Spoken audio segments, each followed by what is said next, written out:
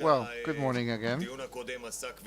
And the previous panel was about Iran. Now we're going to focus at the regional ground zero. Syria. 63 states were involved in the coalition against Daesh. That's more than the coalition against Hitler. And this year there have been two dramatic developments. So there were two dramatic developments in Syria this year. The first was a clear termination, if I may say so, after 7 years by Assad. And secondly, a direct conflict developing between us and Iran. We, as the State of Israel, getting used to living next to the Russian colony that is growing on our borders, next to our borders. And if you've been watching the Israeli activity, just to give you an idea, in the last 18 months, Israel has done, according to foreign publications, I don't want to be censored here, 600 border crossing operations in Syria, which tells you something about the intensiveness of this campaign. Look at the 9th of May this year, which represents everything really. This day started with the Israeli Prime Minister in Moscow at the Red Square playing Hatikva, and the same night there were Iranian rockets falling in the Golan, and then later that night Israel attacked 30 Iranian sites throughout Syria, destroying approximately a third of the Iranian infrastructure in Syria. I think that when they started this attack, Israel believed that Iran would retaliate, and they kept a few targets in and didn't destroy them, but there was no reply. So I think that Israel regrets, in a way, not having attacked more targets. But this gives you an idea about the forces in Syria. And today we can see this campaign is being held efficiently by Israel against Iran. But the Iranians have been signaling that they have no intention of letting go. They are determined to keep holding onto Syria. So it's going to be a long campaign. As you can see, we have a fascinating panel here. But before I introduce everyone, I would like to start with Perlov. Orit Perlov, who is going to tell us about developments in Syria through the social networks. Please. Hello, can you hear me?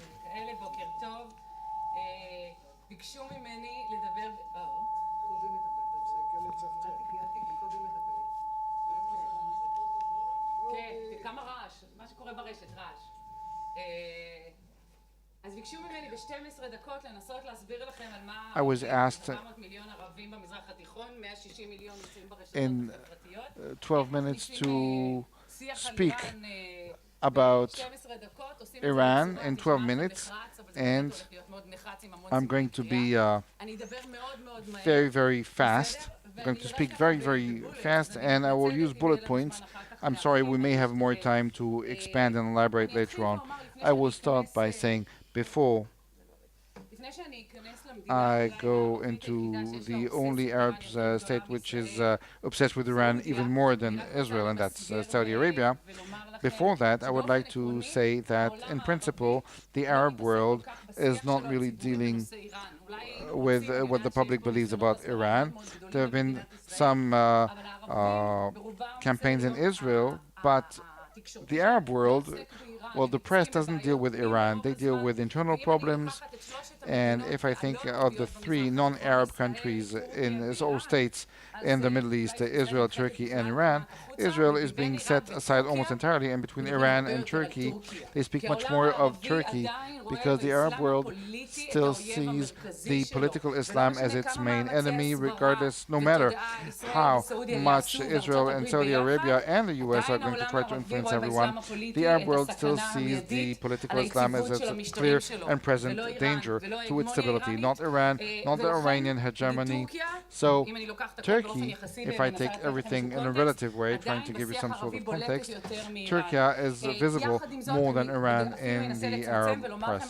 Also, the four states, Arab states, where you have Iranian hegemony or an attempt to reach such a hegemony, or an attempt to control Yemen, Iraq, Syria, and Lebanon.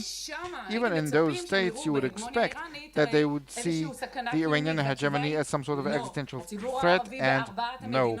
The Arab public in those states does not see Iran as an existential threat to their security. In Lebanon, we heard that last year that when Saudi Arabia held Hariri at the Ritz, he said we have a country whose prime minister is being held captive by Saudi Arabia, and the state is being held captive by Iran. So they know that their sovereignty is undermined, but they will say that you can't do without Iran. You don't have electricity or water or agriculture in Iraq without Iran. So it's a practical question, not an emotional question. So this is just to give you an idea about the context and the proportion, because this seminar is, if we only focus on Iran, we'll think that 400 million Arabs are only thinking about Iran all day long, and this is not the case. Far from it. Also, I would like to say something about the Saudi obsession about Iran, because in the last 8 years, Saudi Arabia decided that they have two main enemies, the radical Sunnis and Iran. They're really trying to campaign for that. I'll tell you how this looks in the network, but there are four main issues. First is the Iranian hegemony. You can see here how it looks. So you can see that they're seen as an octopus controlling the whole of the Middle East, controlling the four main states. I'm sorry that the panelists can't see the screen. The Saudis, when they try to fight the Iranian hegemony, as Alon mentioned, we have Syria and Lebanon, but they have Yemen and the ballistic missiles that can actually cover the whole area of Yemen. And in their perspective, stopping the Iranian hegemony means stopping that influence in Yemen, not Syria, not Lebanon. They focus, in the last 3.5 years, since the big campaign started, they focus on Yemen. And this is where they want to start stopping the Iranian hegemony. This is how they think. This is where they think that they can really undermine the Iranians. And you can see all the puppet masters. That's the second thing I tried to show. The proxies. This is how it looks. Everyone's a proxy. Everyone's a puppet of Iran. Nasrallah or the Houthi leader, you can see copy paste, just printing, copying, pasting his own clones in all the Arab countries. And you can see this also here. What the anti-Iranian campaign is trying to focus on is first the Iranian street, the sanctions, that's the second thing, and thirdly the fact that the US left the agreement, the JCPOA agreement. So you can see the skulls, you can see how Ayatollah's hat is burning. We'll see and if we look at the agreement in Arabic, it says about the sanctions that if the agreement protected us against the sanctions, now it's off. You can see the rain pouring on Iran. You can see the dollar and the Rial. US changed the F-16 with the dollar. They're waging an economic war. So the way they see it, the whole point is to drown the Ayatollahs in Iran. So all of these campaigns do not deal with the population in Iran, but focus on the regime and on what the different actions will do to the regime. They think it will succeed. Is it going to succeed? I don't know. I'll let the experts deal with that. And I would like now to focus on Syria for a while. I'm looking at how the Arabs perceive perceive what's happening in Syria, and mostly what is going on inside Syria. I actually focus only on Syrians who are telling us, who are trying to help us to understand what has been going on in the last 8 years in Syria, and now I'm going to focus on Iran. I'm not saying that they're only focused on Iran, but now they are focusing on Iran. And you can see the picture, you can see Assad, you can see Khamenei, and the big Russian protector, and we'll see whether Russia is the boss or maybe it's Iran who's the boss. Also, although they prefer to keep a low telltale. What has been the role of Iraq in the last 7 years since 2012, ever since they went into the civil war in Syria? And they are referring to this as Tariq al-Tahrir, the way of liberation. And to them, this is a war of liberation. It's all about narratives and stories, but this is how they refer to it. I'll show you the spaces where Iran is working in, and then I'll try to show you the model, how, in the Syrian perspective, how the Iranian model is being created. How does one create a whole system of dependable or dependent infrastructures? I'll show you how this looks in Syria, how the Syrian infrastructures look that are dependent upon Iran. So I'll start. I'll start by talking to you about the spaces.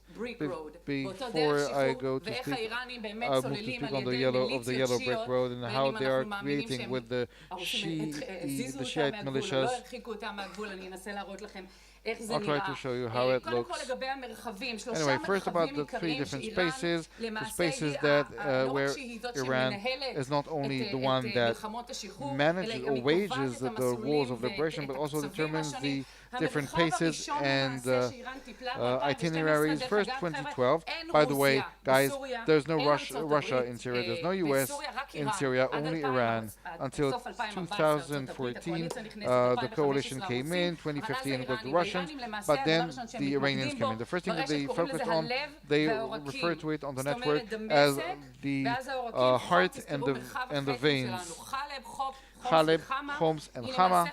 These, in order to maintain, to preserve the regime, they have to liberate these three cities. Until the Khaleb war, they had to free the heart and the veins, and then they went to the gatekeeper. They dealt with the gatekeeper. One of them was in Abu Kamal on the border with Iraq. The other one was the whole area surrounding Lebanon. They are referring to it as the Q. The Q space, Kalimun, Hussein, and Quneitra. This is where the Hezbollah is recruiting for this. On the one hand, militias coming from Iran, militias coming from Lebanon, headed by Hezbollah, and the goal is to keep these two gates to Syria under the absolute control of Shiite and Iranian militia. I'm not going to go into the subtleties here. The third aspect of these spaces is referred to as M5. This is the international road leading from, well, starting at Nusayb on the border crossing to Jordan until Aleppo. This is the international road where all the international trade is taking place. They have to free that, and the last stop is Idlib, where they just recently went to. And what they're really liberating between the two gates is what they refer to as Tariq al-Tahrir, the way of liberation. That's a strategic road which they use to move strategic supplies, weapons, and so forth. And this is the road you keep hearing about, and this is where all the bombings are being done by Israel, according to foreign publications, of course. In the last 3 minutes I have left, I'll try to show you the yellow brick road. That's the second part of the Iranian policy. How do they create the Hezbollah 2 model, or the Khashad al-Sha'bi,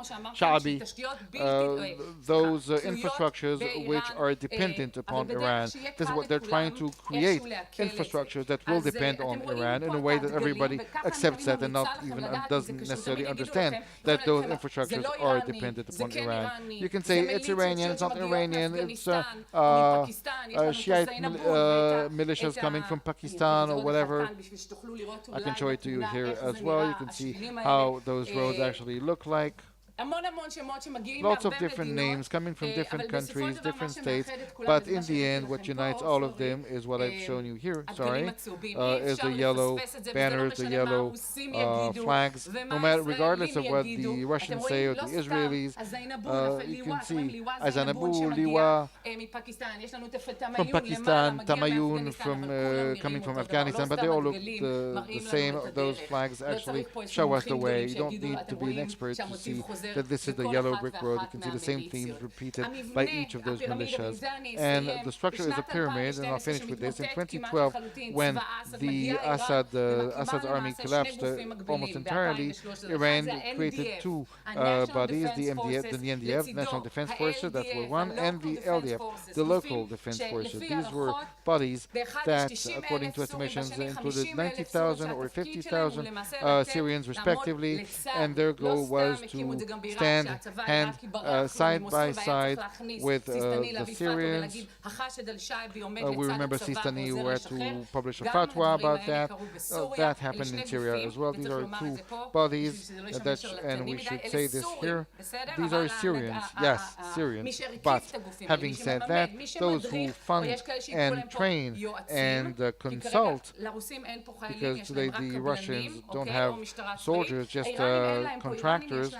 You know, Iranians don't have soldiers in our area, only consultants. It's a new brand, more popular. It's not a good thing to say that you have Iranian soldiers or troops. So you have these two large institutions or large bodies, and next to them, the next stage in the pyramid, and tell me if I'm okay with time. Yeah, one more minute. Okay. So we have, you remember I told you about the spaces, the gates, the gatekeepers. We have the militias coming from Iraq, Harakat, Nujayba, and Hezbollah, and so forth. I apologize for name dropping in Arabic, but we have Asayb al-Haq, the Shiite militias.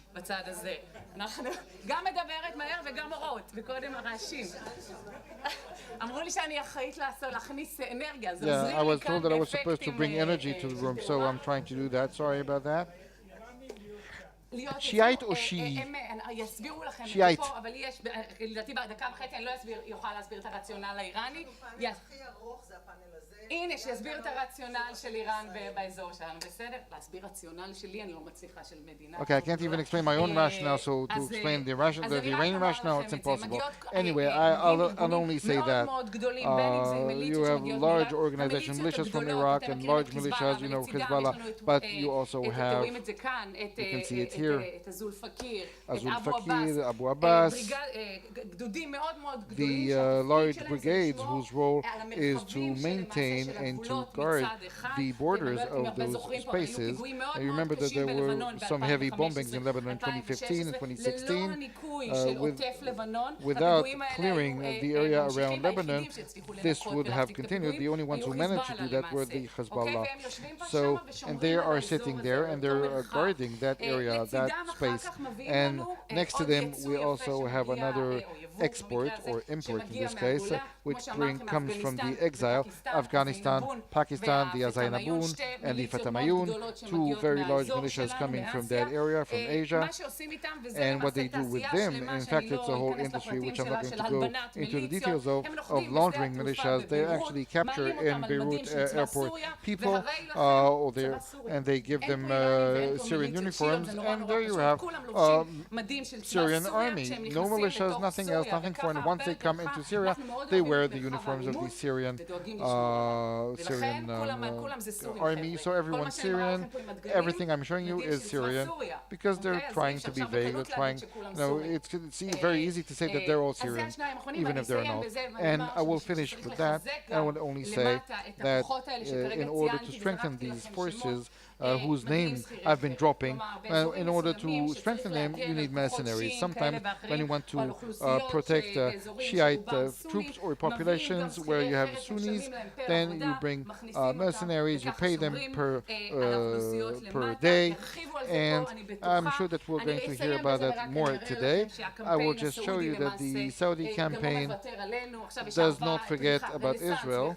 There's a renaissance in the relations between Saudi Arabia and Israel. Israel, nothing better than a common obsession about a third party. So you can see here that, how is it called?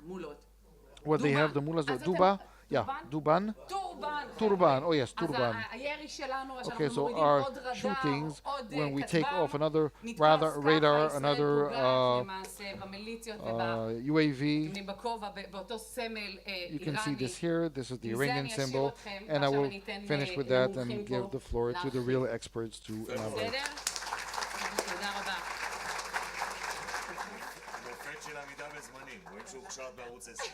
Amazing, you kept the timetable.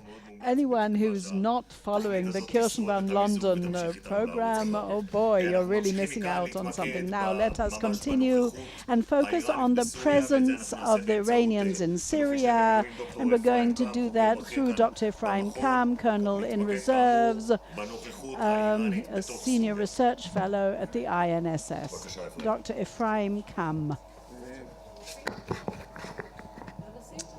Well, first of all, good morning, and thank you for the invitation. Just one word about it.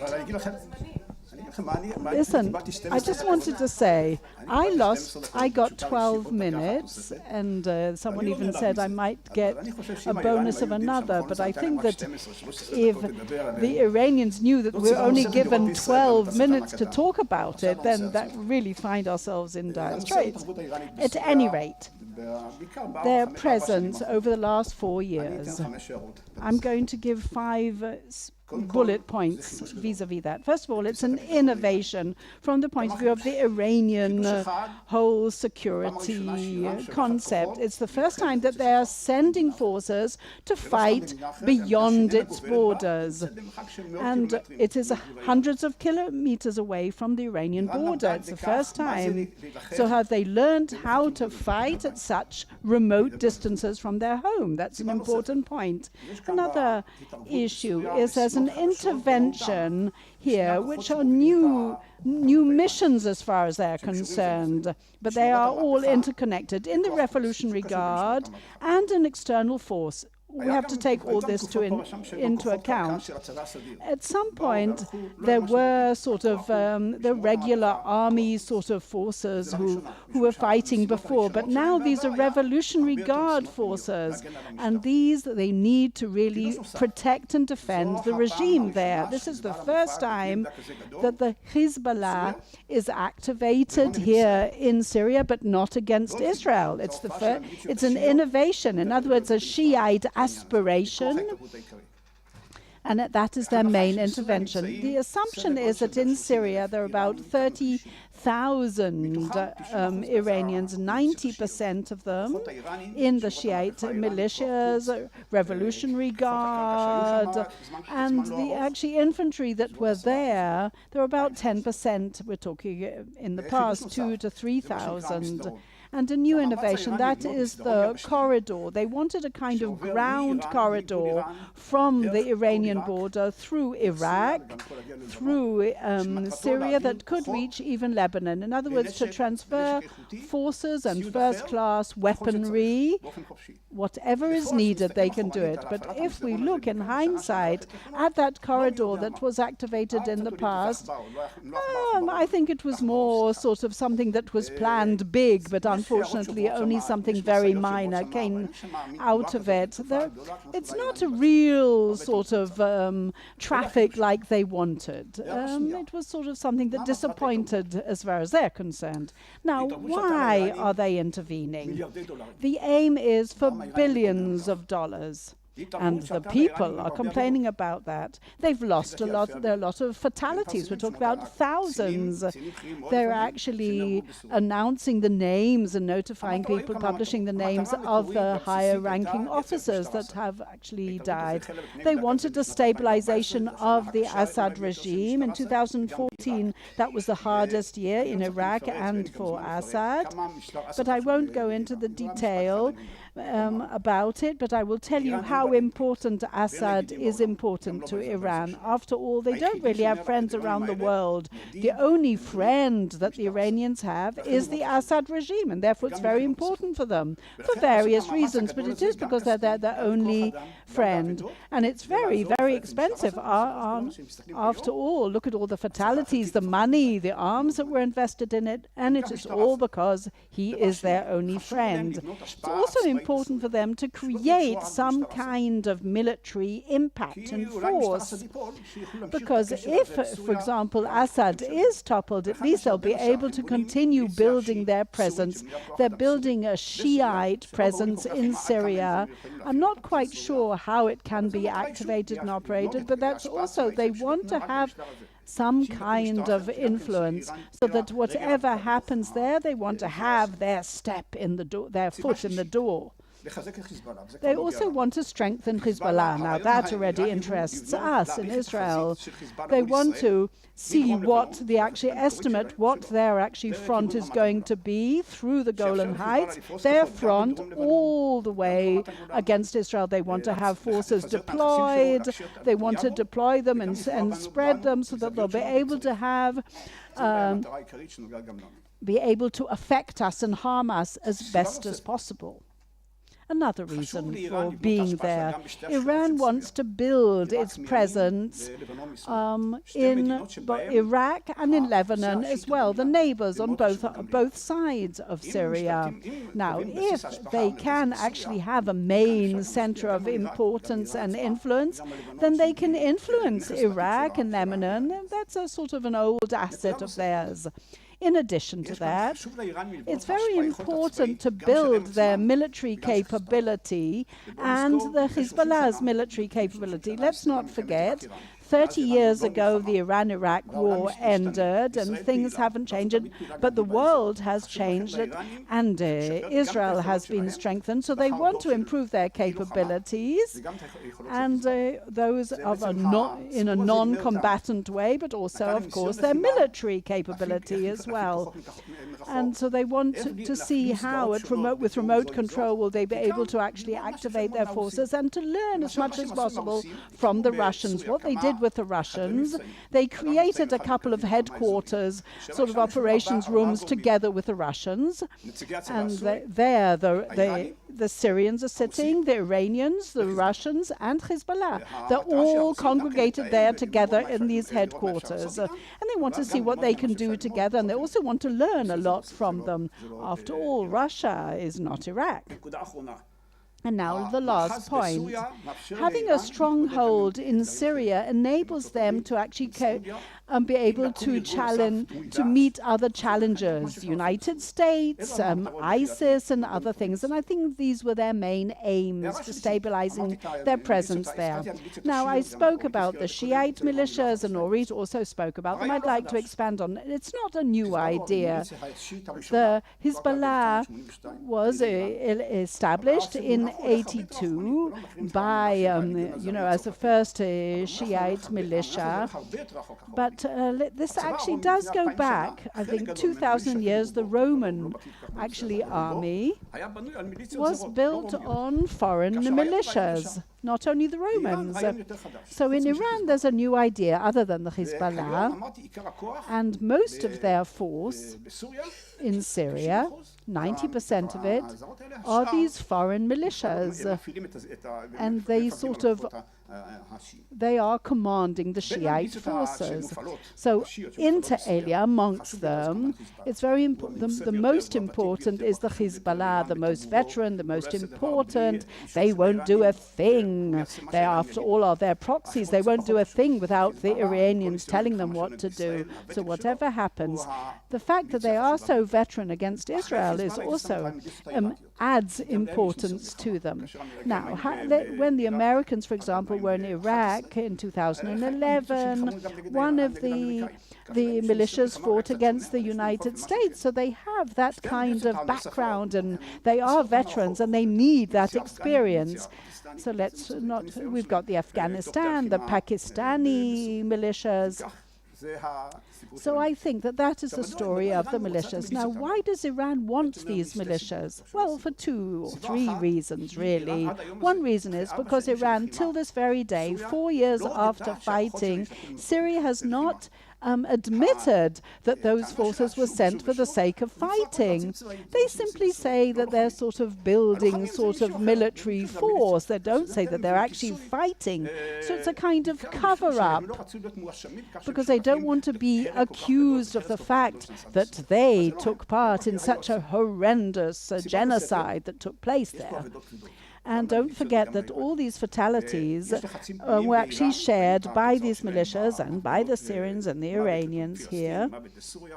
And of course, they're talking, but it's very important to come and say, listen, we're not really fighting. Yes, there are a couple of that we have casualties, but it's not that serious. So from an internal point of view, it's very important that they shouldn't say it's not our own people, but it's foreign militias. Another reason is because they want to actually cut back on the complication with Israel, and perhaps in the future with the states as well. And another reason is that the whole Shiite world is behind them. It sounds good to other people outside Iran, to all the other Shiites. In other words, they want to create a new power with new capabilities and new missions, and that is their cover story kind of thing, and the reason. Now, just a few last points. Now, what are the constraints, actually, when, however much I try to really see the situation? The first problem is that they're fighting far away from their home, and are they fighting against Israel? I think that what Israel has been doing against the Revolutionary Guard in Syria is being carried out by the sorties of the Israel Air Force, about the bombardment. After all, their Air Force is so much inferior to the Israeli Air Force. The Iranian Air Force is American sort of aircraft, but very old-fashioned ones from the 90s, some of them Chinese, some of them Russian, that I wouldn't recommend anyone to buy such an Iranian sort of combat aircraft, because they really are old-fashioned. But they are close to Israel. But they cannot actually, there is no response that they can provide from the point of view of actually sort of attacking Israel's Air Force. They are collaborating with the Russians, and they're coordinating what they do with it.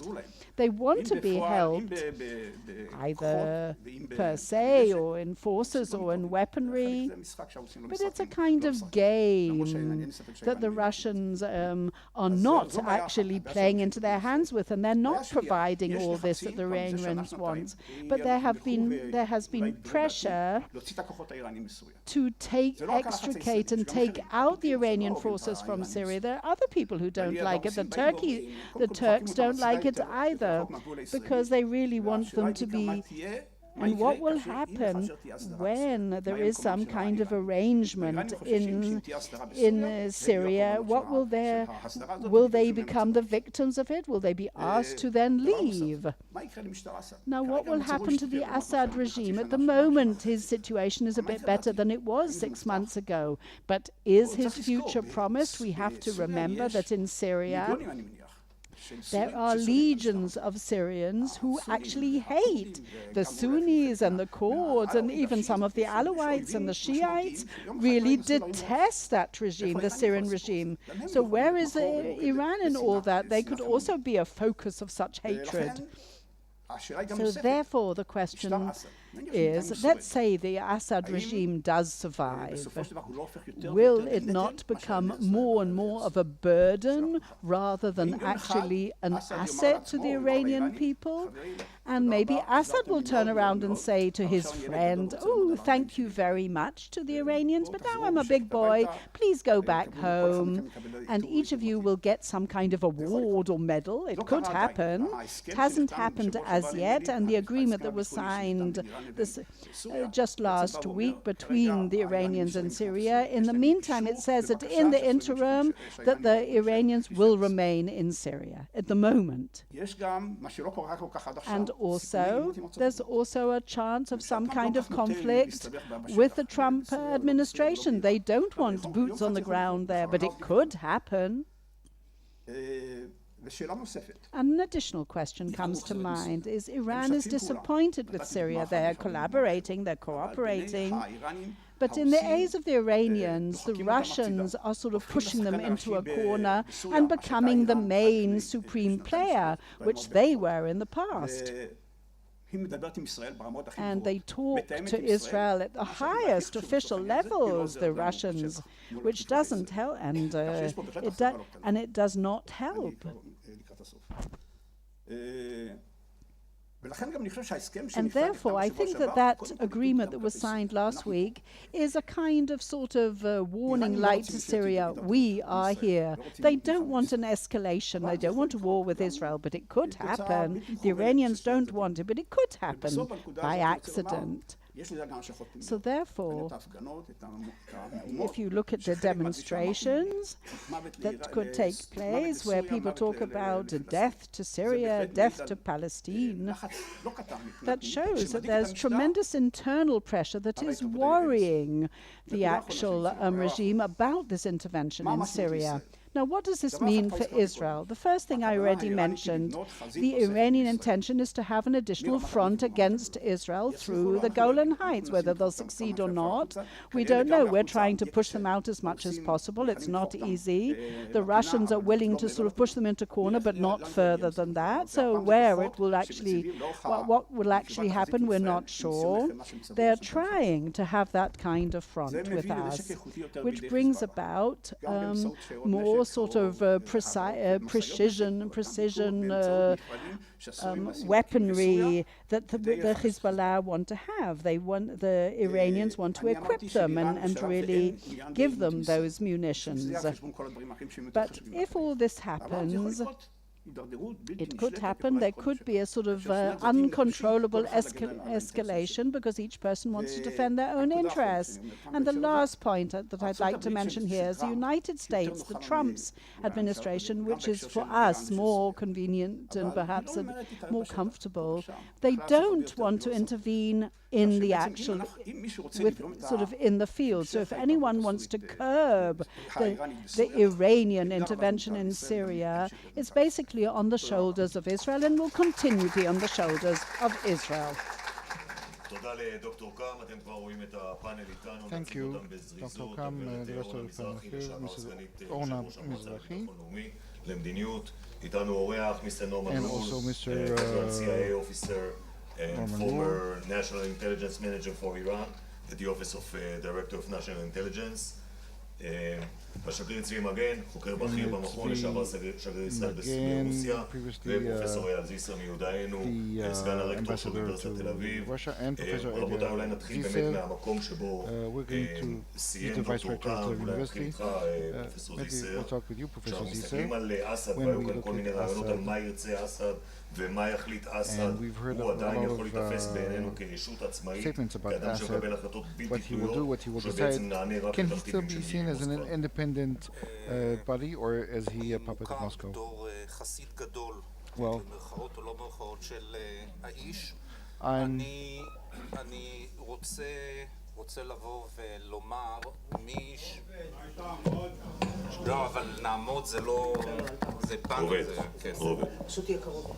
טוב, אז אני רוצה לומר, מי שניצח במלחמה זה בראש ובראשונה בשאר. the one who won the war is Bashar, the man, and the Syrian state. When we say the Syrian state, we're referring to those forces that have been behind him. And the idea of a state, which, when we thought about the cantonization of Syria and the collapse of the Middle Eastern state and so forth, and we said that it's falling, and Bashar did not survive these 8 years to become the pawn or the puppet of Putin. whose presence is only a few aircraft, or Iran, whose presence is what, 40,000 troops,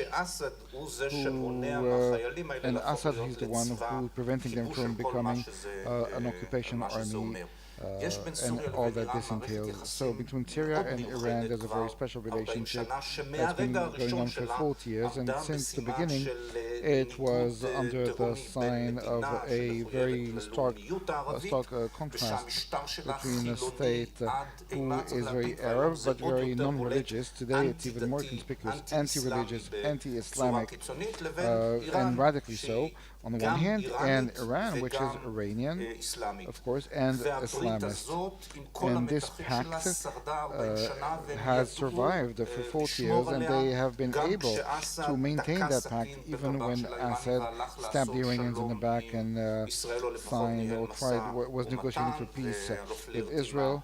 Was having a flirt with the Americans, a fling with the Americans. And I think that this relationship, both sides understand its importance and its limitations, so they will find, I think, a way to continue. The Iranians will know their boundaries, Assad will know his boundaries. I think that Assad is going to become stronger and stronger. Let's remember the civil war in Spain. State in shambles, everybody's hating Franco, and Stalin was the one who actually controlled it, not the Americans, not the Italians. Or look at the Soviet presence in Eastern Europe did not turn them into rulers of Eastern Europe, so it's not going to happen. Iran is there to stay, Bashar will want them to stay, but having said all that, there's going to be a relationship which is a little bit different from what we've known so far, maybe a little bit convenient for Israel, I think. So if this pact is unbreakable, Mrs. Mizrachi, when we look at the Israeli interest, Israel is facing three types of targets in Syria, infrastructures for the manufacture of weapons, weapon shipments from Lebanon, and infrastructure are supposed to accept the Shiite militias. Israel has expanded its bank of targets, not only next to the border, not only Iranians, but Iranians in Syria in general. Is this realistic? Well, let me step back a little bit and maybe try to describe very briefly the Israeli policy in the 7 or 8 last years. Yes, but looking forward, if you will. Yes, of course.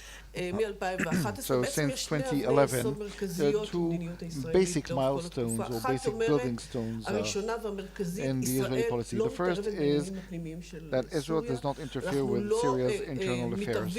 We do not interfere, we do not say who we want to see in ruling Syria. We don't interfere in favor of any of the large groups. And on the other hand, another important element in the Israeli policy is that Israel will interfere and will do anything required by applying force and any other means when it is relevant to its own interests. And Israel has stated very clear red lines which will trigger a response from it. And we're talking about 3 different things. First, direct threats along the borders, terrorism, infiltration. That's one. The second is the shipments of weapons. In the beginning it was for Hezbollah, but the Iranians simply used their presence and the chaos in Syria to deliver weapons to Hezbollah from Iran. This was a main area in which Israeli interference was required, or intervention was required. And the third area, which has expanded in the last few years, ever since 2015, was the Iranian presence inside Syria. And what Israel stated was very clear. Israel stated that Israel will do everything necessary to prevent a permanent presence of Iran in Syria, and mainly it is relating to the military element, because as Professor Zisser mentioned, we all know that the relationship between Syria and Iran is long, it is a deep contact, our ability to sever it completely is very limited. What Israel is saying really mostly relates to the military components of that relationship, the military components of that presence in Syria. So you asked whether it is realistic, is the demand that Israel is pronouncing about a complete withdrawal. No, that's not realistic, but that doesn't mean that Israel should not keep demanding this. It is an important demand, and what Israel says, namely that the military Iranian component should be set aside away from the border, that's also very important, because we want to prevent the creation of two theaters or two fronts. We have enough Iranian threats from Lebanon through the Hezbollah, and the 120,000 or more missiles and rockets covering the whole of the home front in Israel. We don't want to have a similar threat also in our border with Syria. Well, maybe there's a third front opening in Iraq, but let's get our two regional players into the discussion. Let's start with you, Ambassador Magen. How would you define today, after this success, Assad's success, how would you define the Russian interest? Do they want the services that Syria can bring them, a harbor and so forth, or are they looking at the future state?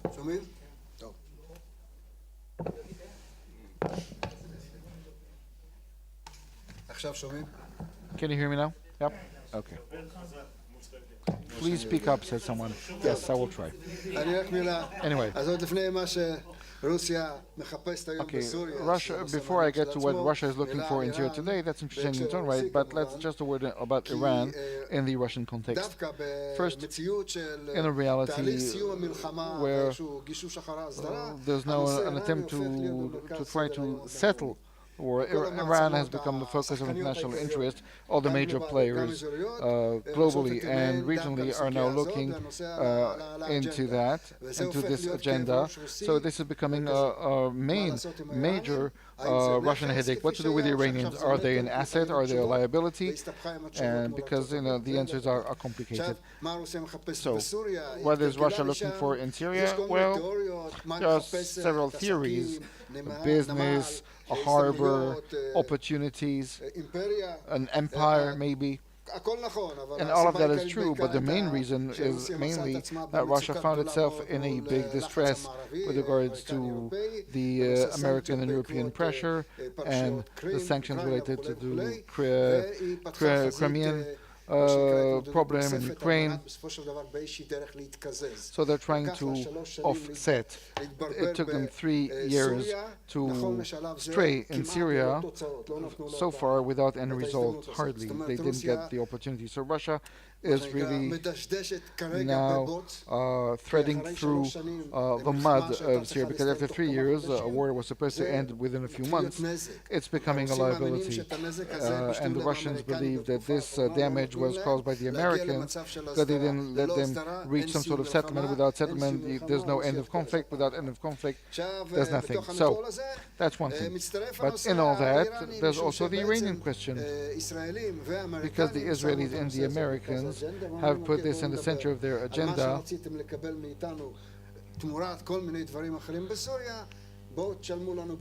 So they say, you want to get this, pay us with Iran. Russia, who entered this game with lots of far-reaching ideas, finds itself with the local players, not global. And Turkey, Iran, the Sunnis, and Israel, and they each hate each other. So, and they all Tehran. They all hate Tehran. So the problem is how to work together and how to create achievements in Syria. And Syria thinks it's found a way, but it doesn't manage to do that. And of course, Israel is a major problem, a major headache, because, well, I don't know, maybe someone here has better sources, but, I don't know what the Syrians tell what the Russians tell the Syrians when Israel attacks them. How the Russians talk to the Iranians and what they can talk about. What can they talk about now that Russia doesn't have any leverage on the Iranians? And what do they do? I don't know. It's not something that I understand. And this is going to influence the future. Oren Technai נא לבוא לכאן. So this also has to do with Trump. Trump put this topic in the center of the agenda, and we don't know exactly what was decided. But they say that this is a concern for Israel's faith, and it's a very important topic. And the Russians, and this was the first time that they say that. And they too spoke of the Iranian subject, and of course the most important thing was the settlement, but this also required the Iranians to agree, and apparently the Russians didn't get what they wanted here, just like they can't get paid now. They wanted to get an alleviation of the American sanctions, of the Western sanctions on Russia. Russia is in distress. There are signs of economic difficulty, a decrease in Putin's rating. You don't see it in the press, but it's present. Lots of decisions related to pensions and so forth. So they need money, and they need to end this war. They need to do something with the Americans, and the Americans say, give us the Iranians in Syria. So what's happening right now is a fight over the settlements. Idlib is just an extra. The Russians in the end walked out of these talks, but it's not finished. They have to return to the negotiation table, and they have to please the partners they're going to meet with in Tehran in a week. And the partners are also very problematic. The Iranian topic is at the center of the negotiation table. They will have to decide whether they're going to sell the Iranians or reach some sort of understanding. They have the ability to persuade Tehran, because nobody is forced to, promises one thing, but keeping this promise is something else. They can tell the Iranians, move aside and return later. Okay, when things get better. So we don't really understand what the game is about, but this is what's going to happen. There's going to be a fight over the settlement. In this context, the Americans have become one of the most important players because they have a clear stand with regard to what settlement should be like in Syria. The Russians also have an opinion of their own. And what's most important for Russia is that the conflict between Russia and the Iranians with regard to the settlement in Syria. Okay, so let's try to understand the American... there's a delay, so if you... So look, we're trying to understand what exactly is the American interest vis-a-vis Syria. The Americans made it quite clear what are their interests regarding the Iranian nuclear program, the JCPOA. But looking at Syria, beyond the fight against ISIS, which is almost completed, how would you define the American interest? Are there any American interests left inside Syria? Because we are seeing the American forces not rushing to depart Syria. Thank you. There are multiple American interests in Syria, but that does not mean that the totality of these interests are such that it would merit the placement of large numbers of U.S. forces or the expenditure of large amounts of U.S. funds that could be perhaps provided by local participants. For the United States, we look at Syria as a key piece of geography. It's on the borders of not only Israel, but we have Jordan, Turkey, and also Iraq. The establishment of an Iranian presence in Syria, which is very likely, and it will be very difficult for anyone to stop, although the Israelis are doing a fabulous job of degrading Iranian architecture. That Iranian presence will threaten the Eastern Mediterranean, as well as relatively fragile states such as such as Jordan, and further empower Lebanese Hezbollah. There's the issue of migrants and refugees. Iran's presence in the Syrian conflict, and indeed all conflicts, has not only exacerbated them, but has extended them and has inflicted a tremendous amount of suffering and has sent many people to Europe and to other countries. Also, this is a flashpoint for another conflict in the Middle East, again, against Jordan, involving Israel. A drone strike is not likely to provoke a war between Iran and Israel, but a missile strike empowered by Iran could do so. And let me conclude on the issue of conflict, which is often discussed and only seen in terms of a conventional war. There is already a conflict going on in the Middle East. There is an air war involving Iran and Israel, although primarily Israeli aircraft. There is a missile war involving Israeli materiel and missiles against Saudi Arabia, also aimed periodically, per tweets of the UAE. There is a naval war in the Red Sea, which is also very important for Israeli and Jordanian interests. So we are in the midst of a very different kind of conflict, and Syria continuing as a state under destabilization and Iran control just makes this area much more fragile. אחד הדברים שאפשרו בעצם את תחילת הסהר הראשי הזה שמשתרע מהמפרץ הפרסי וכמעט עד לים התיכון זה התבוסה של דאעש בקפת ואורנה. אני רוצה לשאול אותך, כשאנחנו מסתכלים ברטרוספקטיבה, ישראל הייתה מהגורמים שעודדה את ארצות הברית לצאת נגד דאעש ולהביס את דאעש בקרקע, כאשר דאעש היה גורם שגם העסיק את הציר השיעי, גם חצץ בין עיראק לשעבר לעז סוריה לשעבר ומנע Iraq and Syria, and when it prevented from forces from going westward. Was this a mistake?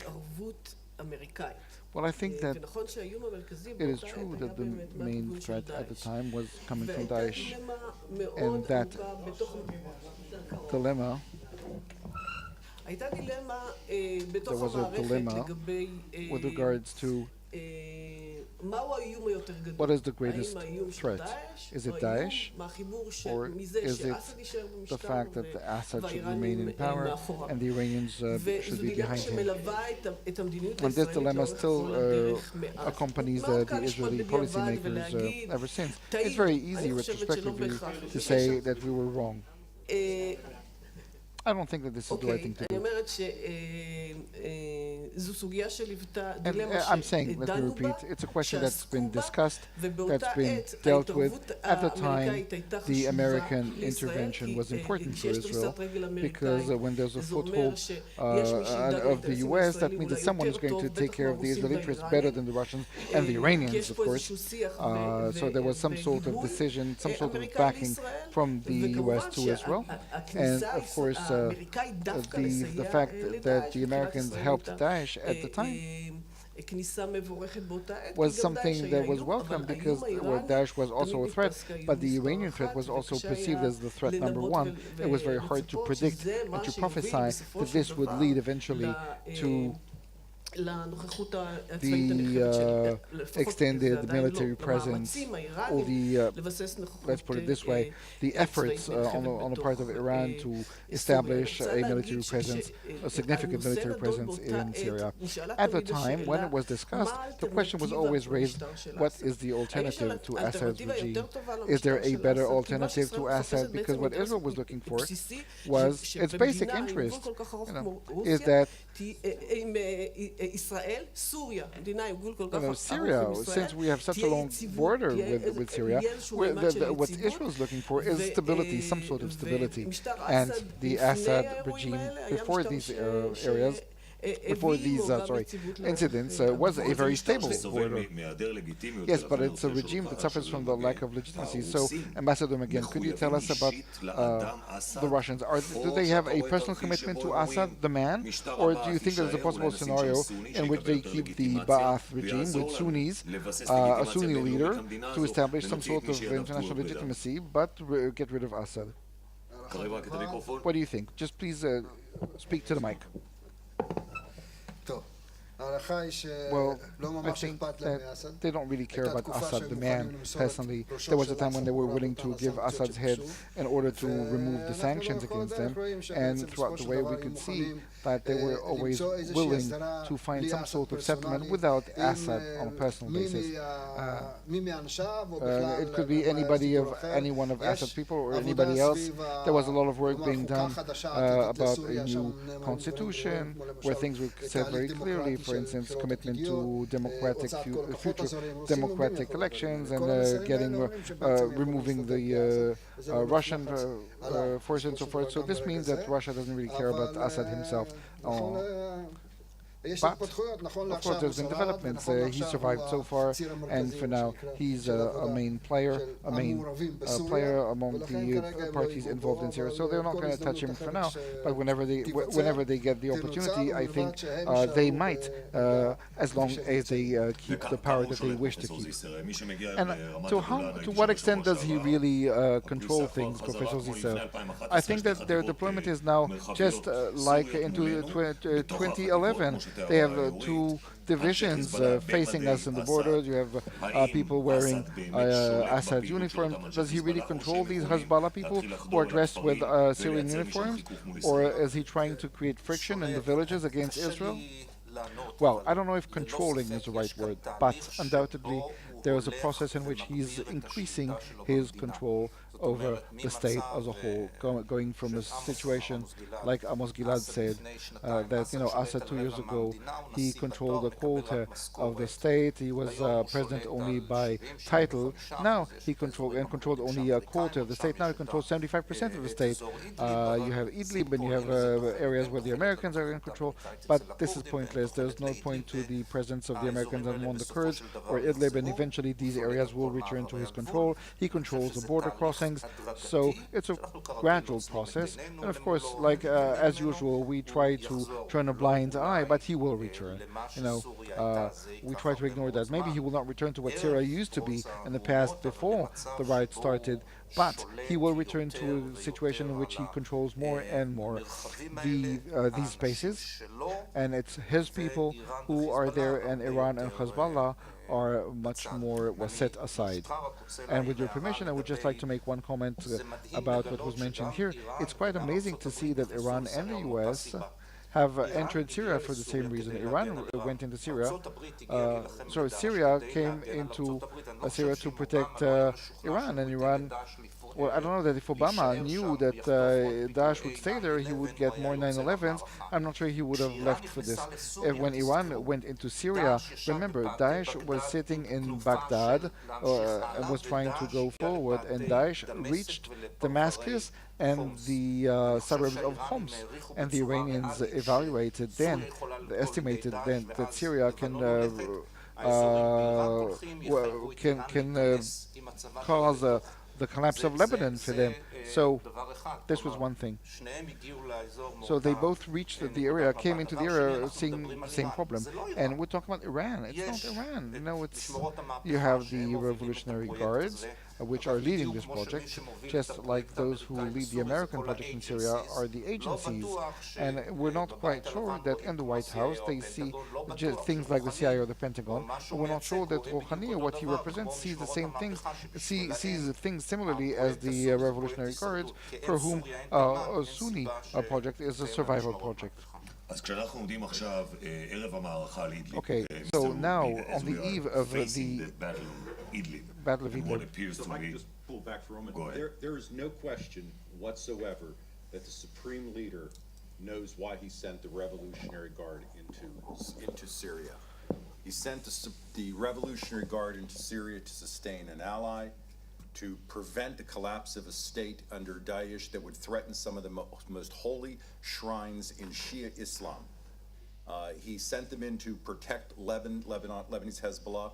Rouhani is a minor factor in this equation. It's not really worth spending a lot of time wondering what he thinks about it or not. The Supreme Leader controls the Revolutionary Guard. He has sent them in. But most importantly, this has become a whole-of-government effort in Syria. You have non-Revolutionary Guard personnel in country. You have personnel who are from the regular military, from the ministries of commerce. trade, etc. So this has become something that for Iran has transformed their expeditionary role overseas. And Iran is going to be in this transformational role in Syria for the foreseeable future. There is no one that I'm able to see that has the strategic capability of removing them. Certainly not Russia, certainly not the United States, and probably not Bashar al-Assad for the foreseeable future. So this is going to mean a new and strange Iranian presence in Syria for a long time to come. But since you brought up the Supreme Leader, I want to ask you about the personal weight of Ali Khamenei. Ali Khamenei is a man at the age of 80. According to our intelligence, he's suffering from a prostate cancer that's spread to other organs. His life expectancy is not very long.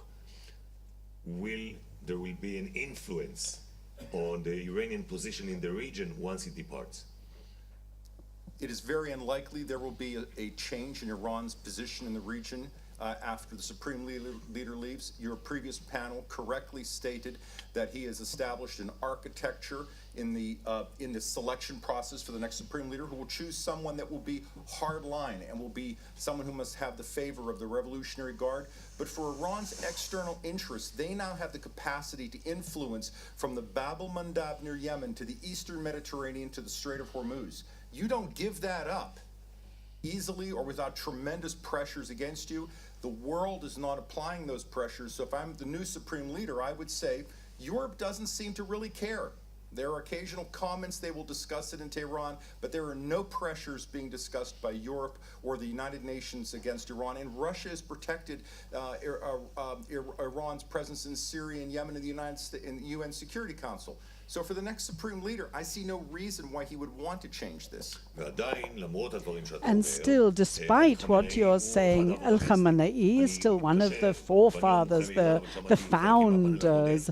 But I heard from the previous panel, one can't actually find a person in Iran who would enjoy that kind of sort of admiration like Khamenei has. So if you connect that to the actual pressure of the American sanctions and how this corrodes the economy and what happened on the 4th of November, this will lead Iran to re-look at its whole sort of deployment, etc. Yes, I'd like to relate to that. I do think that there is a chance with the accumulation of things that are happening. There's an external pressure like what's going to happen in November and the sanctions and the internal pressure as well, and Israel. There is a chance, I believe, that there will be some kind of dimension of change in the whole way they're actually organizing themselves, but not vis-a-vis nuclear issues, because that's too deep and too important to them, but not vis-a-vis missiles. I do not foresee a change in them. It's very important for them. They're really developing it, and it's important for them to have those missiles. But from the point of view of the presence in Syria, there may be a chance. I'm not talking about Iran leaving altogether, but there is a chance that the Israeli activities of the use of this force together with various other senior sort of international factors may actually create some kind of restraint there on their part. I just wanted to make a comment, if possible. I'm afraid it has to be repeated. In 2012, ISIS was not there yet. Only in 2014, Iran came in before the United States and Russia because it needed to defend Damascus from Jais al-Islam and others, and then afterwards the Khazit al-Nusra, their front. To say that Iran came in because of ISIS, from a factual point of view, it's incorrect, at least from the Syria's point. I mean, in the Syrian context, it's incorrect. So I just wanted to make a comment. So, I mean, if there is no question that Iran entered Syria because of Islamic extremists threatening Shiites, and if ISIS or Jabhat al-Nusra or any of the complexions that, and I apologize, I was making a broad statement for the audience, that is correct, but it doesn't make any difference in Tehran, ISIS or Jabhat al-Nusra. It was Sunni extremists threatening Shia sites such as the City Zainab Mosque and others. I think that one of the topics that was brought up in the panel is the whole issue of Hezbollah, because when that organization is still fighting in Syria, we talk about 5,000 combatants of Hezbollah that are still there.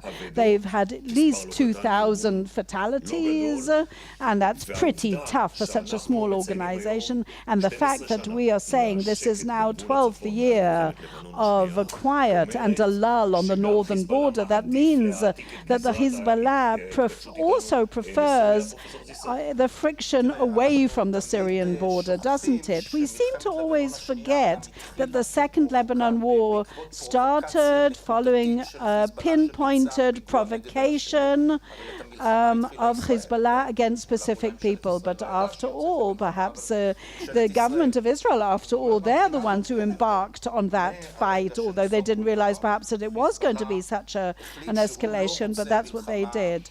Hezbollah has decided that they don't want a total war against us because it's not playing into their sort of interests. That's not what they want. And after the Lebanon war, they don't want it even on the border.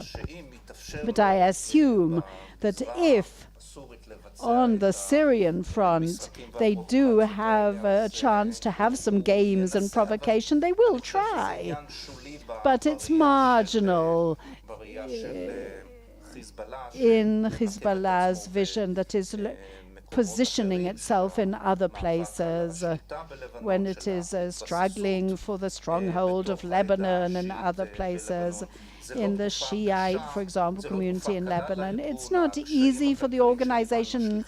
The Iranian economic difficulties have implications for Hezbollah.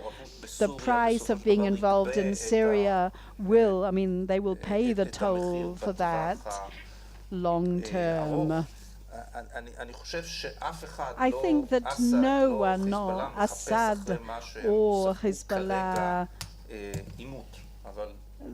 they don't really see that as an all-out conflict, and they don't want that. But Saddam Hussein, for example, after the Iran-Iraq war, we were sort of looking and we thought that he would go and rehabilitate his state, but he didn't go and do that.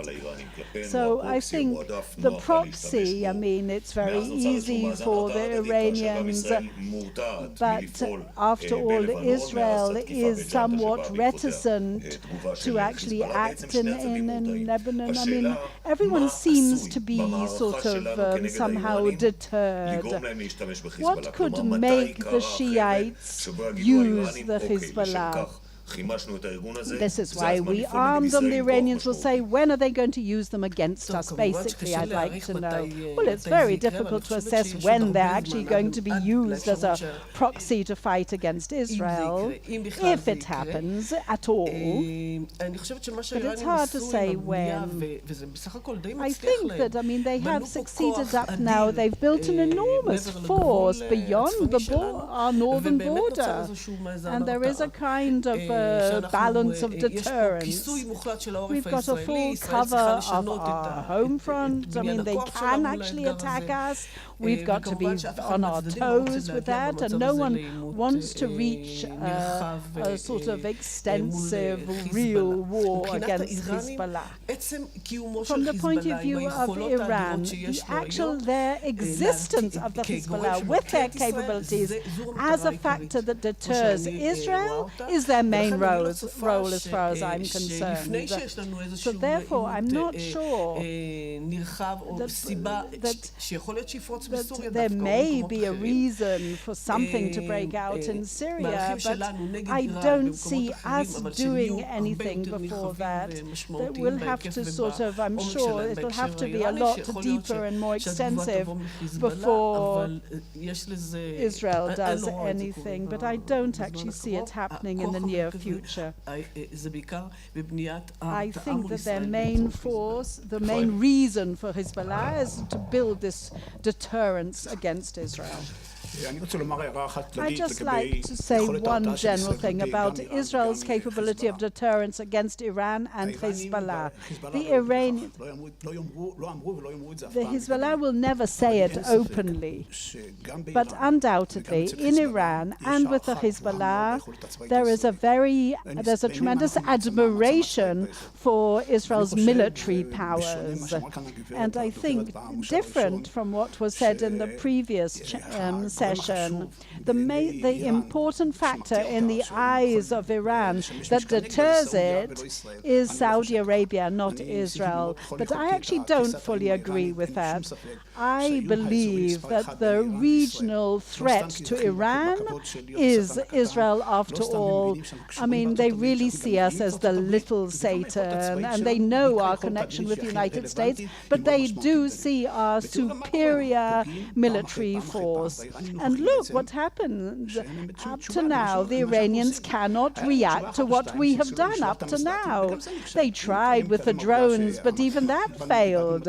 So, I mean, luckily, they did actually intercept, and one of our planes was hit, but thank goodness not our actually navigator and our pilot. And they don't have a response, a suitable response to what Israel has done. But they don't want to try it. The Hezbollah have that enormous cache of missiles and rockets, and Iran has the same with that kind of actual range that they could actually do it. But they know that if they do that with their missiles from Iran or from Hezbollah, they know that it will be an all-out war. And as an Iranian, they're frightened of actually doing that, because the Israeli reaction could, of course, be an attack against their nuclear reactor, and they don't want that.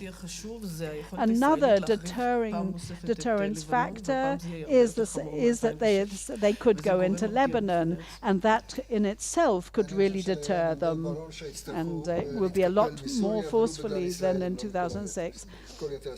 I think that to find some kind of alternative to what is happening, the preferred probably way would be that they'll be able to stay in Syria, but with some kind of leverage and sort of force that they have with the Syrian regime. They'd like to have some kind of impact, their own kind of factors, and perhaps expand it even with perhaps Shiite militias, maybe bringing ones or training local people, and then they'll perhaps feel that they have some kind of leverage just in case something happens with Israel. And they are definitely in the hands of Iran, the militias of... last Saturday by Reuters that Iran is deploying surface-to-surface missiles into the Iraqi territory. Some of them have the range to reach Israel. I was able to confirm this report with Israeli intelligence. Is this something that you believe the U.S. should deal with, or this is something that is left for the Israelis to take care of? Sure. This is a symptom of a broader problem. Iran provides all of its malicious surrogates with a very similar set of tools, although the evolution and the provision of that depends upon the nature of the surrogates. It's sort of a cookie-cutter approach, although the dough is different and the baking time is different. They tolerate a very wide spectrum of allies, but the provision of advanced ballistic missile technology is something that Iran generally provides to most of its surrogates based on the recent history of the last 4 or 5 years. If we do not address this, that evolution will continue. And you have to imagine Kataib Hezbollah, for example, if they were to receive these missiles or Sahab al-Haq on the border of Kuwait, not only Saudi Arabia, but you're talking about an entire regional projection. So when you look at Iran's capacity in Syria, Iraq, and Yemen, it has a regional dynamic to it, and the provision of cyber tools and advanced missile technology just enables them to have a much broader reach to handle a variety of issues, not just Israel. And we should address this, but the only way to address it outside of kinetic activity is going to be a series of very severe sanctions that provokes a debate amongst Iran's senior-most leadership as to whether this is this move is worth the economic pain which undermines the regime. That will not be possible until Europe is willing to address these more seriously, aside from diplomatic demarches. But isn't it a breach of an American red line once these kind of missiles are deployed in Iraq as there is U.S. presence there? Red lines have various definitions in the last few years. And with okay. Well, I don't know if the story is true about the Iranian missiles transferred to Iraq and their quality and so forth, but operationally speaking, this doesn't change much because Iran already has for many years 1,300 and 1,520 and 2,000 kilometers missiles, and Israel is about 1,000 kilometers, so it's okay. So what about Syria? Well, that changes the situation.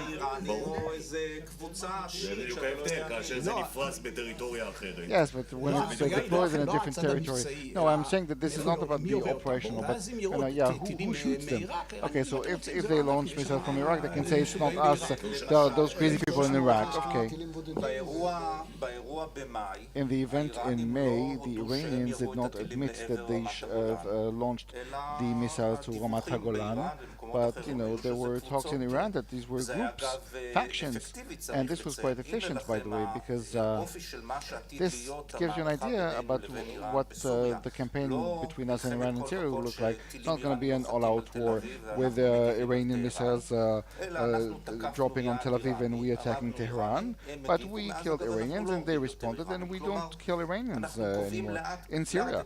So gradually we're establishing the rules of engagement, and if they have radars or aircraft which can be hurt with the Israeli systems, intelligence systems and so forth, then we will do that. But the militias we will leave unharmed maybe, and we'll reach those same red lines that we currently have. Well, maybe then we're playing a game according to the Iranian rules. You know that Bennett and Gallant are leading this line in the cabinet, the head of the octopus. Stop working with the proxies and with the let's threaten Iran itself, the head of the pyramid. Let's create a doctrine according to which every move by an Iranian proxy against Israel will be responded by something against Iran itself. Well, it's not exactly my area. I'm not an expert, but of course, you have intelligence options. It's the IDF itself that decides what to do. But has the Israeli government thought of what we should do in Syria? I'm not sure about that. Yes, but the question is about Iran. Well, I think that this would not be the right thing to do because this is a different level altogether. We don't know what it will reach. It will force the Iranians to respond, and this might be an uncontrollable escalation. So harming the proxies, hurting the proxies is one thing. Hurting Iran itself, that's a whole different kettle of fish. It's a higher level. You don't know where this would lead to. Well, I think this could work. I'm not saying that we should use this, but if they know that there's such an option, maybe this would influence how they behave well or better in Syria. Okay, so let's look at the campaign in Idlib, Mr. Roule. Battle in Idlib, which is about to start, and what appears to be a massacre of this nature reservation of rebels that is left in Syria. I know that you dismissed my previous question about red lines, but I still want to ask you, do you, the US, still have any red lines about what's going to unfold in Idlib? The United States has made it very clear under the Trump administration that the use of chemical weapons will not be tolerated and that there will be a response to that. And I think it's important to note that during the last response, the U.S. strike on Syrian facilities, Russia stood by, Iran stood by, Bashar al-Assad stood by. And that showed, in essence, the weakness of all three parties, although one can question the impact of that capacity as well. It's useful to note that red line, but at the same time, barrel bombs can kill just as many people as chemical weapons. And there are no red lines in the West on the use of barrel bombs or the massive destruction of civilian areas by the Syrian government based upon recent history. For the Syrian government, this is not an existential campaign, but this will allow it to attack the final reserve of Islamic extremists, of Syrian oppositionists, of a variety of characters in one area. But these people have nowhere else to go. So the battle is likely to be extreme and very bloody. And based upon the world's response, again, with Russia blocking all action in the United Nations against Syria, it's unlikely that this is going to be a red line for the international community, and that's a stain on our generation. So how can we understand the build-up, the naval build-up in the Russians, among the Russians? Well,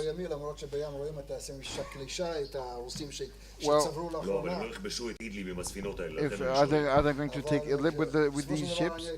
Well, I would like to mention another option, that there's not going to be any battle on Idlib. They will reach some sort of understanding, and then one option is like mutual threats of leaving NATO, threatening Assad not to strike. So there's an internal debate, and the Russians, well, I don't see the Russians capable of realizing a threat against NATO and the American forces. They don't have the intention to either. But having threats means that there's some sort of negotiation going on, some sort of an attempt to try to reach some sort of an agreement. There's going to be a meeting in Tehran in 1 week. We'll try to reach a compromise that will not commit them to destroy this enclave, but to somehow diffuse the problem and to find some sort of a future settlement. But of course there's going to be a clash, a military clash, in theory, between the powers, and that's a new situation that is related to everything we talked about before, if there's going to be or not going to be any type of understanding.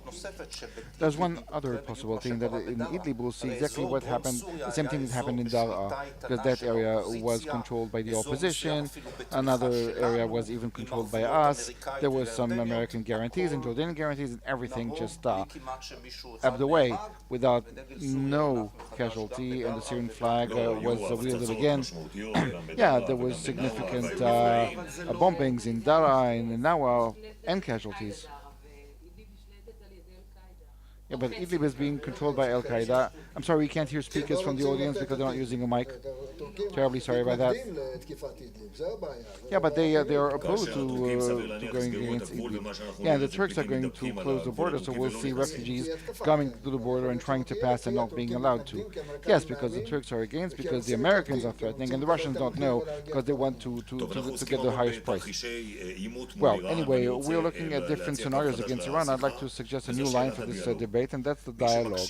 Those who have been listening to the Iranian president in the recent years and to how he struggles against the Revolutionary Guard, you can see some interests that are equal to those of Israel. His opposition to taking money into Lebanon, Syria, Yemen, Iraq, and so forth. He's trying to present an alternative inside the regime, which I think, if I were an Israeli, I would think of trying to find a way to have some sort of indirect dialogue to see where we can meet. So the question is open to all of you, please. I don't see much chance of you having a dialogue, you or Israel, having a dialogue with the president, with the Iranian president. First, he's not the most important person, we all know that. The most important person is Khamenei. And today, more than Khamenei, there's the radical wing of the regime, which is important, including Qasem Soleimani. Even today, in the last weeks, last month, he lost part of the way that he used to have, part of the clout that he used to have since he was elected president. So I think that he won't want to talk to you, and if he does, you won't be able to take anything, to make anything out of that. So the decisive factor is the radical, unfortunately. What will happen after Khamenei is off the stage? That's an open question. Who's going to replace him? Where things will go? We don't know. But there's one thing that we can say.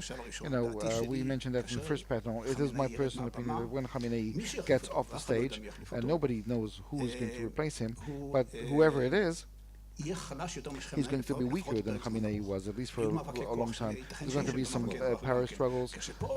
So maybe this is going to open a window, an opportunity for the more moderate elements to gain more weight.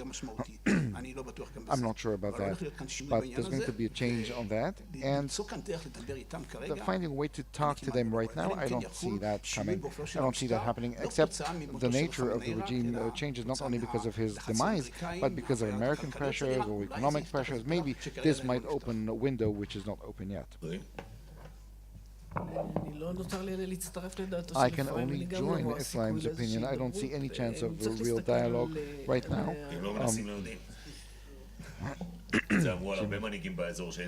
Well, many, they say the same about us, that nobody can talk to us. Well, I don't know. Ephraim, I think, described quite accurately the president's standing in his state. He's being seen as a big reformer in the West, but we have to remember that he's part of the system. He's part of the Islamic regime, which means that, at least as far as we can see right now, I don't see anybody coming, anybody who has an important role or a position really in the Iranian regime talking to Israel openly. No, or even not openly. Maybe other people think differently among the audience, but I agree with Ephraim anyway. I wouldn't disqualify the possibility, wouldn't dismiss the possibility, because Iran does not need a war against an opponent such as Israel. Iran is being dissuaded and deterred. It needs an enemy for internal politics and so forth, but in the end, the weaker it gets, the less it needs a headache of this type in this area. Dialogue, peace, that's far away. But lower profile, that's possible. Okay. I'm not going to ask you to give us a prophecy for next year, but we'll do that later maybe. But I'd like to open the floor for questions from the audience if you have them. And please repeat the questions. Yes, let's try to move the mic around.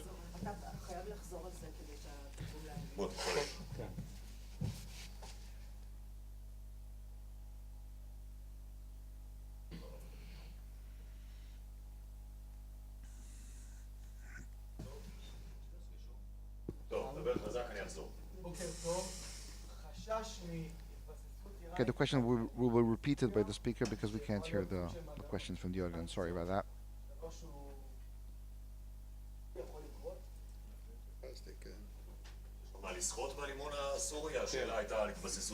Okay, the question was about the economic stronghold that Iran is creating in Syria. Well, this is really quite related. They just leaked that the Russian chief of staff told the Americans that they need, I don't know how many millions of dollars to reconstruct Syria, and he said, why don't you give that money as part of the deal? Syria was a failed state before. Today there's not much left of it. Iran is invested a little bit in Syria, but it's not something that you can see. It's not something in the foreseeable future. Iran or Russia don't have the money to build the country, to rebuild the country. Iran has the possibility to make a large amount of money in Syria, but it will be done indirectly. The IRGC construction company, Khatam al-Anbiya, will almost certainly be a recipient of many of the construction contracts to rebuild the country. Iran will attempt to extract some presence in Syria's small petrochemical industry. Iran will also attempt to establish some sort of a military training presence or ability to exploit the coastal presence for its military and commercial presence. So for the IRGC itself, which is interested in acquiring money to compensate it for its expenditures in Syria, there is money to be made. If you're talking about significant money that would transform the Iranian economy, that money doesn't exist in Syria. I would add that Iran really wants to invest in Syria, there's no doubt. they say it openly, they want to invest and to make a profit as a compensation of the tens of billions that they've invested in the war in Syria so far. But it's not working for them because the number one opponent is Russia. Russia takes most of the contracts, and the Iranians are looking and being dismayed. So one of the goals of the agreement that was signed last week was to allow the Iranians to invest money, to make some money, so that they can return home to say, okay, we're making something back. Yeah, but they can do that only if the West gives money to reconstruct Syria. Otherwise, there's not going to be anybody to fund all that. Well, I'm Tzvi Magen. We heard that there's a disagreement about Syria between Iran and Russia. But next week they're going to meet in Tehran. Is this because of the interest of Russia and Iran, the economic interest? And a question to the president sitting next to Zisser. Whenever there's an attack, the Syrian regime says that it's not Israel, it's some sort of a short circuit. The question is why? Are they ashamed? Thank you.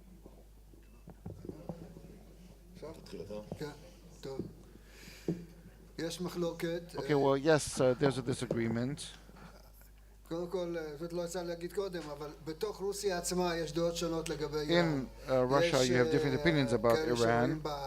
Some see it as a liability or an element with whom you have to reach some sort of settlement, and others see it, ideologically speaking, as a strategic partner, a global partner of Russia against the West, a partner to challenge the existing world order, and so on and so forth.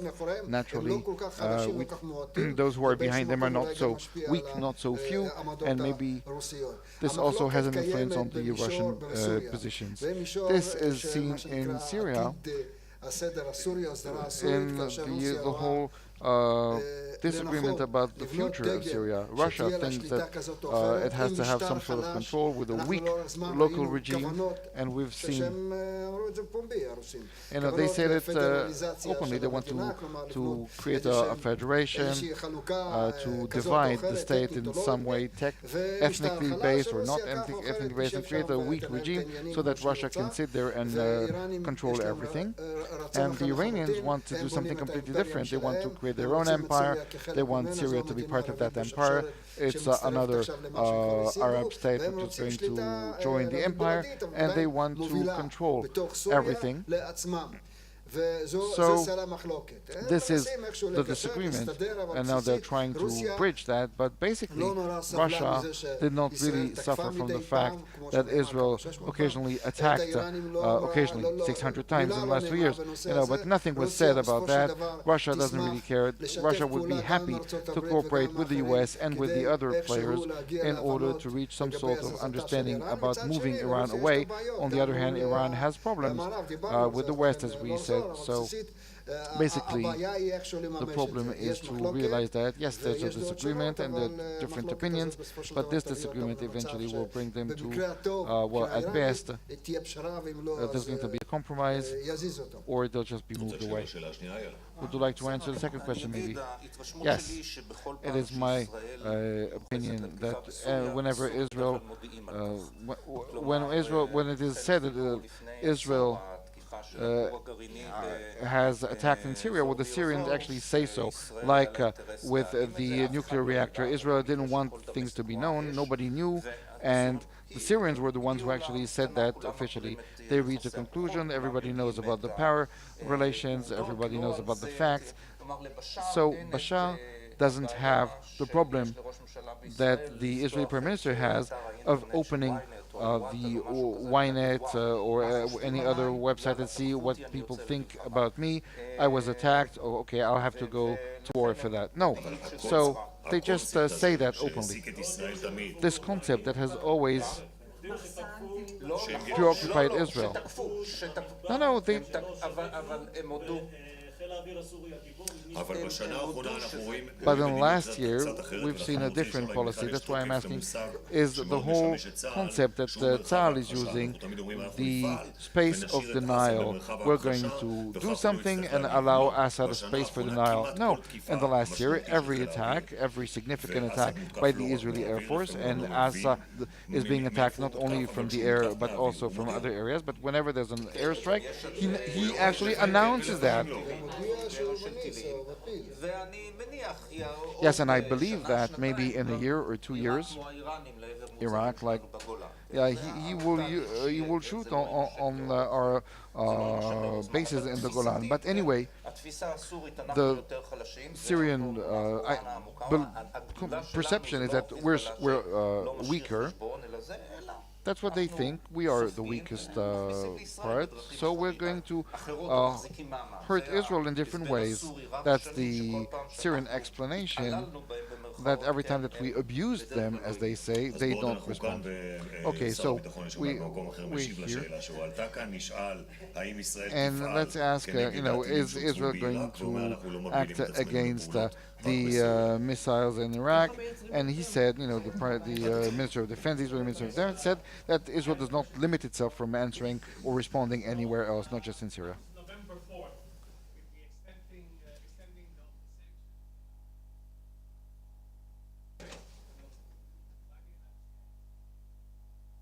Hope is that it will put some hope for the Iranian aspiration for a nuclear bomb, a nuclear option, as I learned on the previous. But assuming that the Iranians will continue on nuclear aspiration, in my personal view, and I'm not an expert, will continue. Is there a next step already in line for the United States? And if there is, what is it? So you asked several questions. First, the sanctions that will be enacted in November will begin a period of strain on the Iranian regime, and it may take several years for this to play out. There has somehow been in the press a sense that as soon as the sanctions come into place, Iran will collapse. That's very unlikely. And indeed, it may well be that it takes not just several years of sanctions, but a new supreme leader and perhaps a new U.S. president before Iran decides to come to the table to begin to talk about a deal. When Iran came to the table to talk about the nuclear deal, it did not come because it feared immediate collapse. Its economy was not in danger of immediate collapse. It became because it was looking for a deal and it found one. As to its nuclear aspirations, according to, I think, 12 IAEA reports, relying upon the most exhaustive surveillance the international community has ever had on a country, Iran continues to maintain and execute its JCPOA obligations. Now, if Iran were to change that, then you would have a different dynamic. So its nuclear aspirations, and again, in my world, we have to be based, in my old world, we were based on facts and a very rigorous tradecraft analysis. I can't say that Iran wants a nuclear weapon. I know many people in the room would say that's not true. That's not how my universe works. We would say they're keeping the option open and they're developing capacities to do so were they to make that decision. But that's something that depends upon a lot of leadership dynamics. As to what happens after that, if they were to get a weapon, I think it's clear that certainly Israel and the United States would respond militarily very quickly, very quickly. But even at present, right now, under the JCPOA, it would take them approximately 1 year to develop enough fissile material for one weapon. And I doubt if the Israeli government would wait 1 year after an Iranian nuclear weapons program was discovered. So that's off the map, but that's what I would say. Thank you.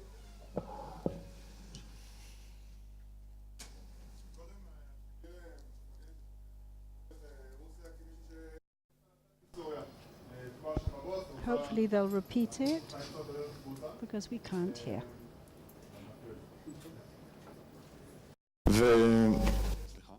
מר רול תיאר את ארצות הברית כמישהי שיש לה אומנם אינטרסים בסוריה, אבל לא רבים, rule אבל yes, ביחד לא the מצטברים Americans do have interests in Syria, but they do not justify the enriching and of sort of real beefing up their presence in Syria. But we have described as Israel's policy, we sort of look at the things as, yes, it is very important. How does Israel impact that, you know, Russia and USA might not close a deal in Syria that we won't be interested in? How can we impact in such a way that there will be a positive sort of outcome? Just a sort of short comment. Russia doesn't want to leave Syria. It wants to end the war. It wants to remain. Mr. Roule, would you be willing? Israel's communication with the White House and the United States has never been closer, and I think your ability to inform and perhaps even through that data influence decision-making will be relatively easy. This said, Russia and Iran are not leaving Syria in the near term. The fight against Daesh is not yet over.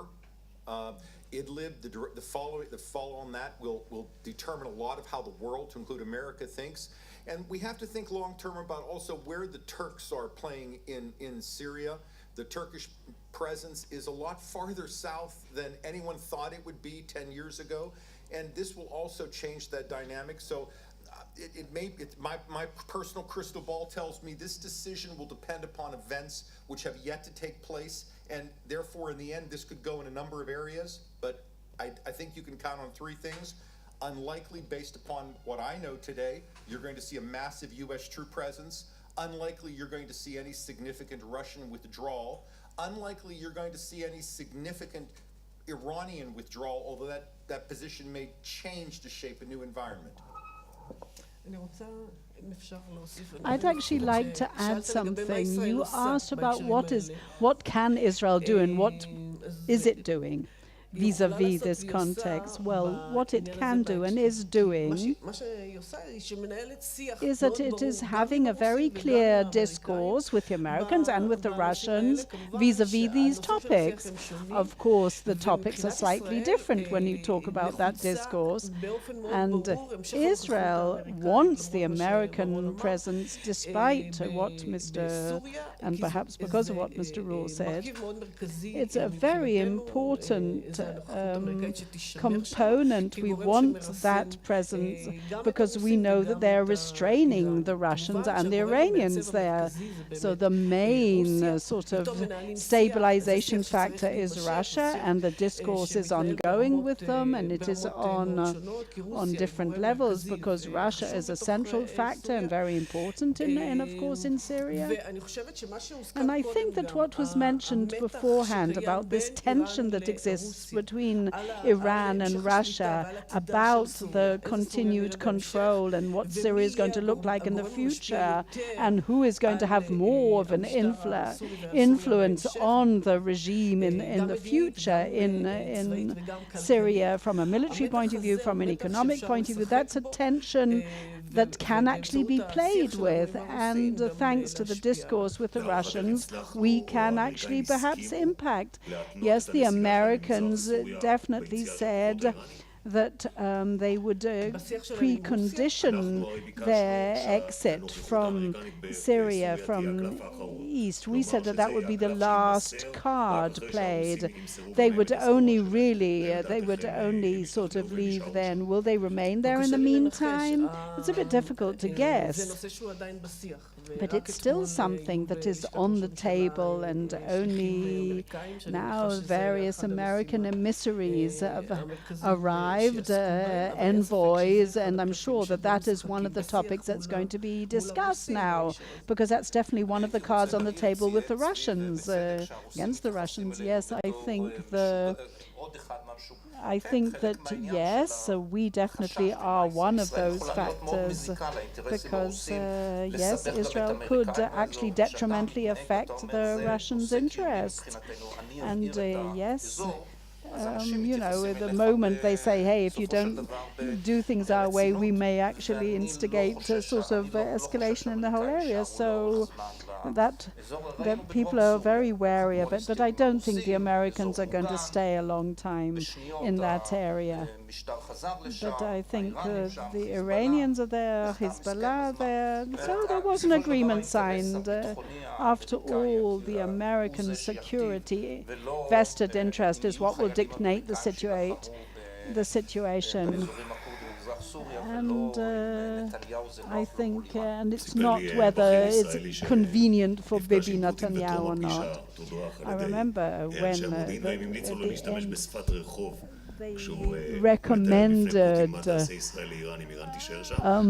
that they use a specific language to Putin when he spoke to him, that what would happen if they sort of left and something happened there, and I think it really worked. I think that there is a probability that the Americans will leave after there is a proper arrangement, but the Russians, I believe, will stay a long time, not necessarily the main control people, but they've got bases, they've got agreements, and they do not intend to leave the region. The Russians. Russia is deterred by Israel. Israel has proved its capabilities and its determination, so they will be wary. Israel want to continue the discourse with the Russians so that ultimately there will be some kind of partner in the Syrian sort of theater and prevent various challenges in the future. That is the present situation. Okay, last comment or question.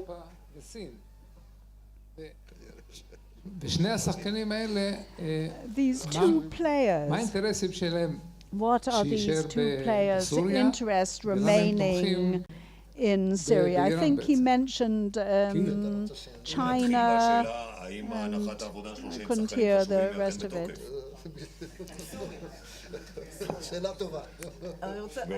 I would like to say, I confess that I have a different view from some of my esteemed panelists. I do not believe that the strategic presence of Iran and Russia together in Syria is a source of as much friction as some may say. There may be people in Iran who certainly distrust Russia, no question. And there are certainly people in Russia who distrust Iran.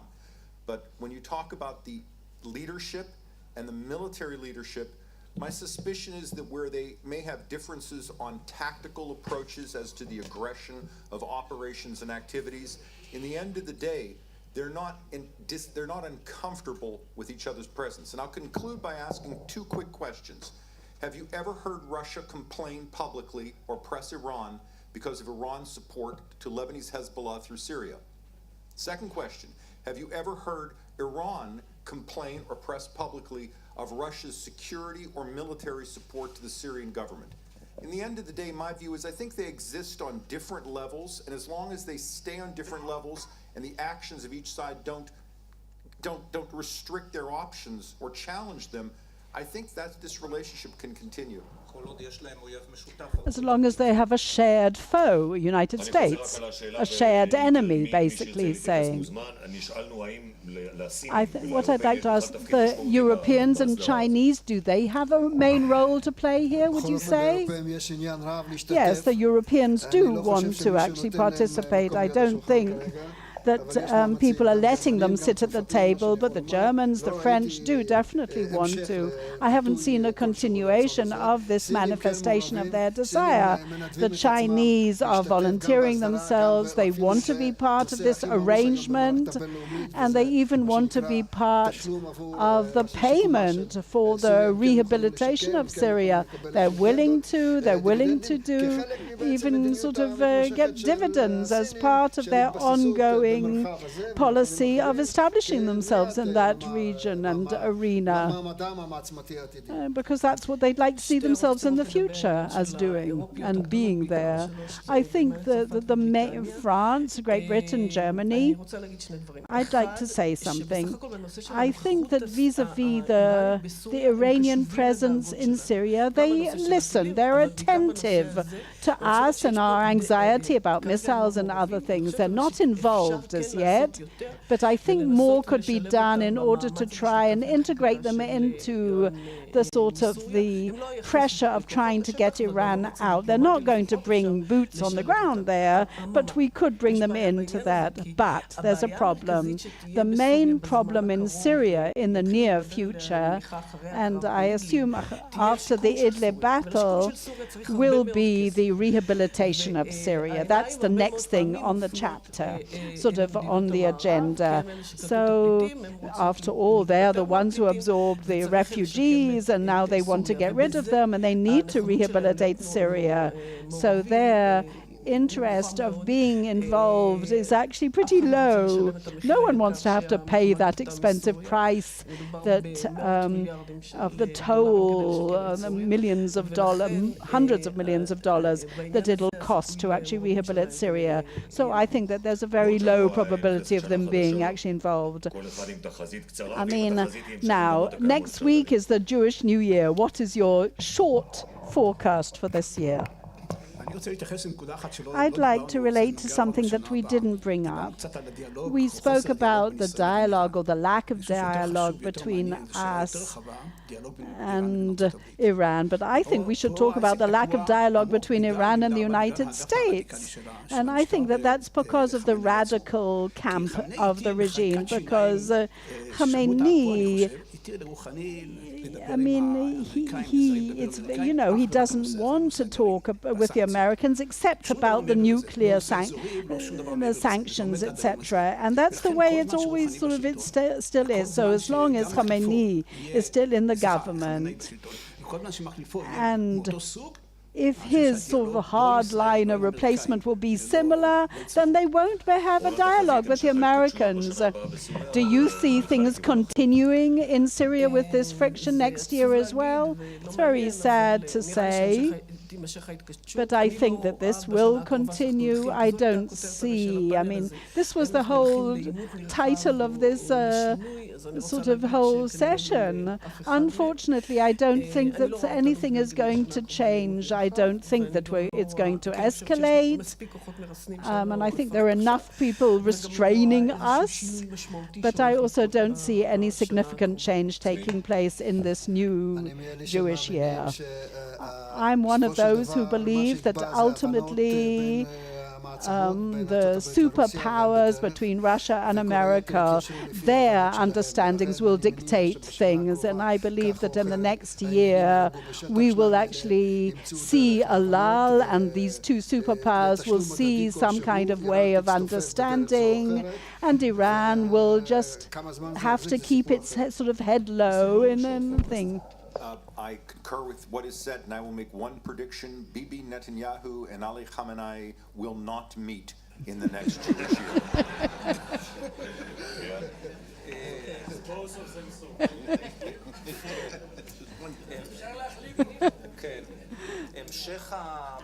And a continuation of the existing trend, but don't forget that that's not a status quo as it exists.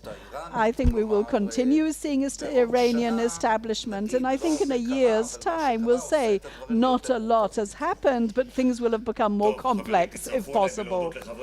So let us thank every member of this panel for their participation. Thank you very much.